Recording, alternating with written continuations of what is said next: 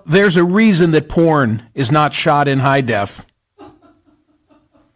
For the benefit of those of you who are watching on YouTube, and boy, if you're just listening to the podcast, what you're missing. I have a spot on my shirt. Zoom in on it again, PJ.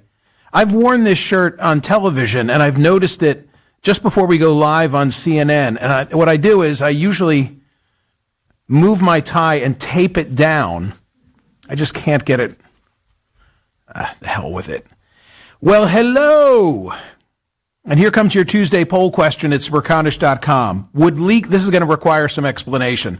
Would legalizing heroin and cocaine effectively reduce fentanyl-related deaths and improve global stability? This comes to pass because a friend of mine last Saturday, while I was on air at CNN and talking about the second tap, the boat strike, Hegseth, the president, et cetera, and we're talking about these drug interdiction efforts, a friend of mine who shall remain nameless sent me a note and said, with regard to the war on drugs, since 1973 has been about as successful as socialism. Since 1973, the war on drugs has been about as successful as socialism. Hopeless.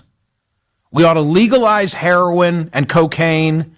No one would need fentanyl. 1 million people would get out of prison. Mexico, Colombia, Peru, Venezuela would become stable.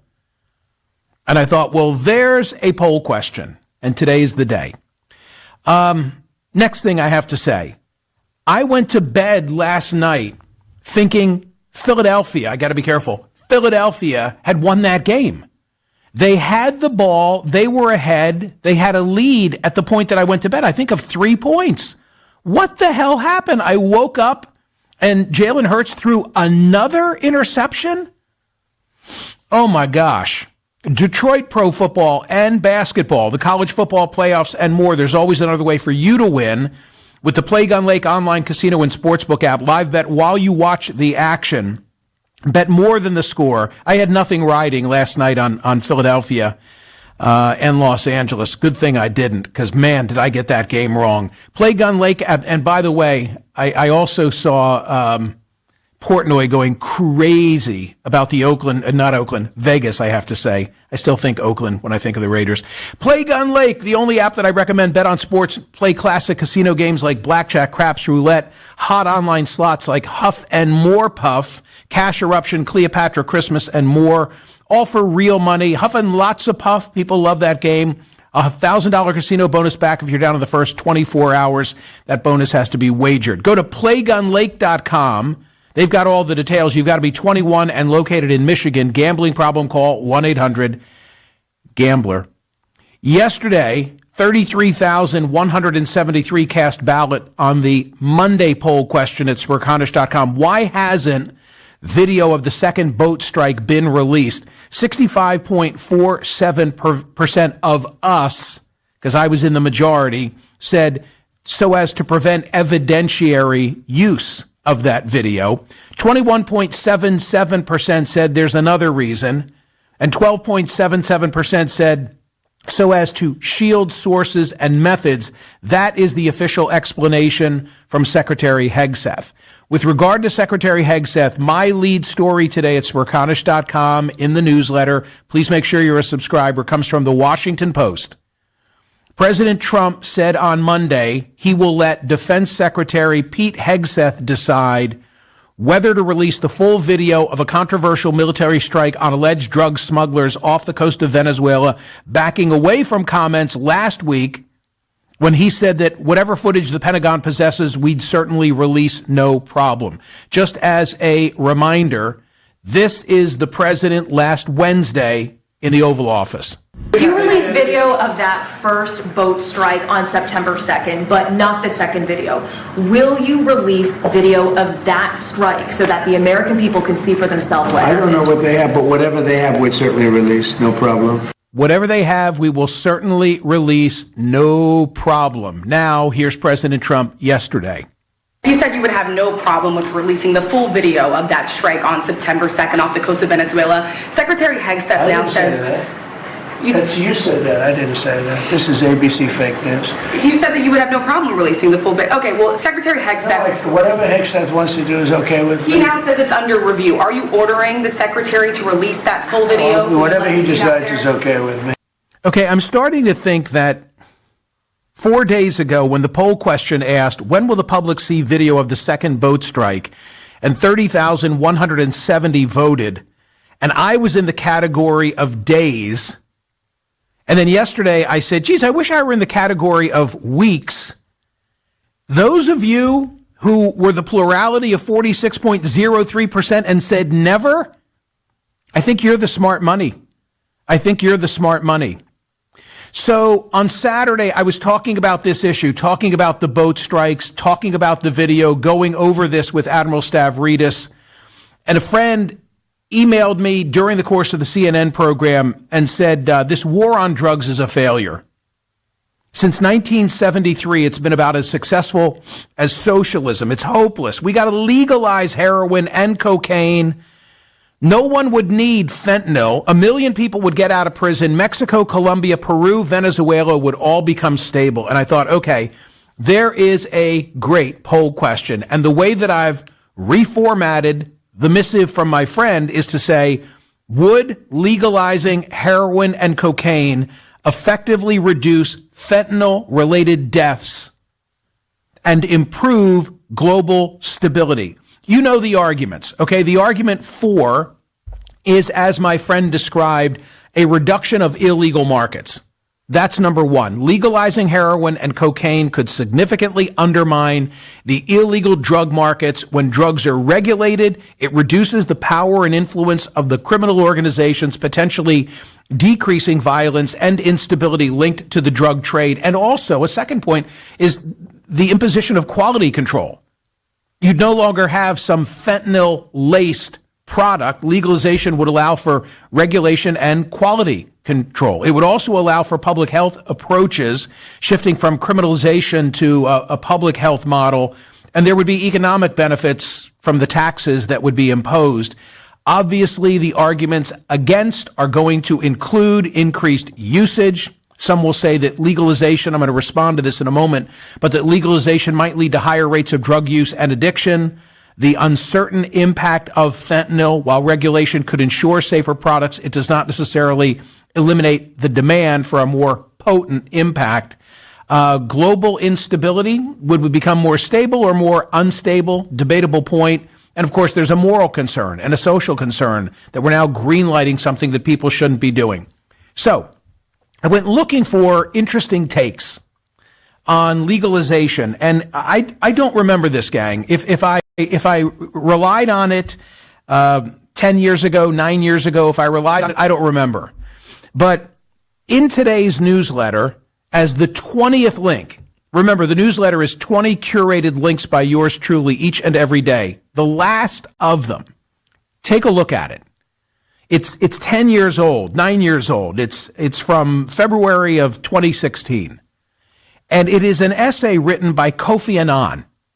It's in today's newsletter from Der Spiegel, the German source, and then they reprinted it at Huffington Post. By the way, Kofi Annan, the Secretary General of the UN, a Nobel Peace Prize laureate, passed, I wasn't sure, but he passed in 2018 at the age of 80. But he wrote an essay, and you're looking at it if you're watching on YouTube, why it's time to legalize drugs. And he makes all the arguments that my friend makes, except coming from a Secretary General or former Secretary General of the UN, I thought was impactful. In my experience, good public policy is best shaped by the dispassionate analysis of what in practice has worked or not. Policy based on common assumptions and popular sentiments can become a recipe for mistaken prescriptions and misguided interventions. Nowhere is this divorce between rhetoric and reality more obvious than in the formulation of global drug policies, where too often emotions and ideology rather than evidence have prevailed. And I said a moment ago that some are going to say, well, if you legalize drugs, then the usage will grow. The first point that he makes is, take the case of medical use of cannabis. By looking carefully at evidence from the United States, we now know that legalizing the use of cannabis for medical purposes has not, as opponents argued, led to an increase in its use by teenagers. I know some of you are going to disagree on that point. We'll take calls on it on radio today. He also says that the policies of the last 50 years have helped, among other things, create a vast international criminal market in drugs that fuels violence, corruption, and instability. Kofi Annan, globally, the war on drugs has not succeeded. Prohibition has had little impact on supply. And then here's a paragraph that I highlighted. I believe that drugs have destroyed many lives, but wrong government policies have destroyed many more. Ooh, that could have been a great poll question. We all want to protect our families from the potential harm of drugs, but if our children do develop a drug problem, surely we will want them cared for as patients in need of treatment and not as criminals. The tendency in many parts of the world to stigmatize and incarcerate drug users has prevented many from seeking medical treatment. And then a final thought from Kofi Annan. I just thought that this was so compelling. It'll make you think before you vote. Before you tell me it's a crazy idea that my friend has that we legalize, at least you got to stop and consider Kofi Annan. It's time for countries such as Germany, which have adopted better policies at home, to strongly advocate for policy change abroad. The United Nations General Assembly special session on world drug problems would be a good place to start. Kofi Annan making the case for a yes vote at Smerconish.com on the poll question, would legalizing heroin and cocaine effectively reduce fentanyl-related deaths and improve global stability? I'd love to see it tried on a significant basis. I'm frankly frightened to see the United States go full bore in that direction, but man, I'd love to see a large, I know you're going to tell me there are some countries, the Netherlands, et cetera, that have given it a try, but I'd love to see a large scale attempt, because the war on drugs has failed. On that we can agree, right? The war on drugs has failed, but whether it's the best we can do, I guess, is a separate question. One other matter, if I can just raise this, and thank you for listening to the podcast. Really appreciate you listening to the Daily Poll podcast, and particularly those of you who watch on YouTube day in and day out. Admiral Stavridis will be on radio today, and I know I say this all the time. It happens to be true. There's always like some burning issue in the news, and I'm so grateful to have the former Supreme Allied Commander of NATO. And today is one of those days. And in the newsletter today, not only do you have the Kofi Annan piece, but you also have a New York Times editorial on our military capability. If I were to ask you, well, actually, I'll just answer it myself. If you were to ask me 3 hours ago, before I read the Times, with a lot of data, if you were to ask me yesterday, do we spend too much or too little on defense? I would have said we spend too much. The New York Times data and editorial today has disabused me of that notion. And I want to hear what Admiral Stavridis says about it. But they argue in this editorial today that we are wholly unprepared to continue to be not necessarily the policemen of the world. They're not looking for us to use our military might. But the Times is making the argument that the world is a safer place when the United States is militarily strong, and that we are not strong, that we are reliant now on outdated weapons systems, and that the Chinese could eat our lunch militarily. It is really an eye-opener, and I will talk to Admiral Stavridis about this today. So it's in the newsletter. Of course, it's in the newsletter. Enjoy those 20 hand-curated links, and we'll talk about all these things on air. I hope you'll be joining me then. Go vote on today's poll question on drug legalization, but do yourself a favor. Before you say no, read Kofi Annan's essay. It's link number 20 in the Smerconish.com daily newsletter today. Please, if you're listening only, subscribe to my YouTube channel and check that out as well. See you soon. Spot on my shirt.